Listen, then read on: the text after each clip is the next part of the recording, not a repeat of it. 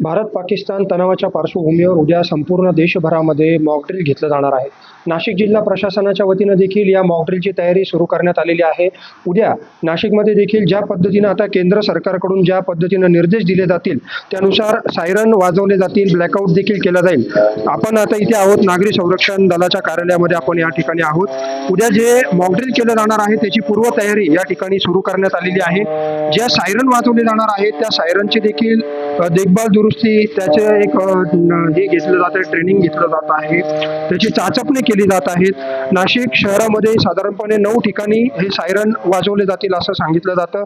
याची तयारी पूर्वतयारी म्हणून ही जी काही चाचणी जी आहे ती सायरनची घेतली जाते आहे. त्याचप्रमाणे जिल्हा प्रशासनाकडून या संपूर्ण मॉकड्रिलची पूर्वतयारी केली जाते. कुठे आणि कशा पद्धतीने हे सायरन वाजवले जातील या संदर्भामध्ये एक नियमावली लवकरच जाहीर केली जाईल आणि त्या नियमावलीनुसार हे मॉकड्रिल उद्या होणार आहे. आपण आता या नियंत्रण कक्षामध्ये आहोत.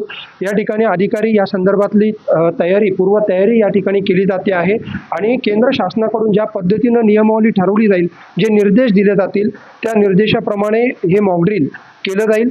यापूर्वी नाशिकमध्ये सायरन वाजवले जात होते, आठवड्यातून एकदा देखील ते वाजवले जात होते, परंतु मध्यंतरीच्या काळामध्ये हे सायरनचे आवाज येत नव्हते. परंतु आता मॉकड्रिलच्या निमित्ताने पुन्हा एकदा नाशिकमध्ये हे सायरन वाजवले जातील. ते कशा पद्धतीनं किती वेळामध्ये वाजवायचे आहेत, काय SOP त्याचा असेल हे लवकरच आता ठरेल.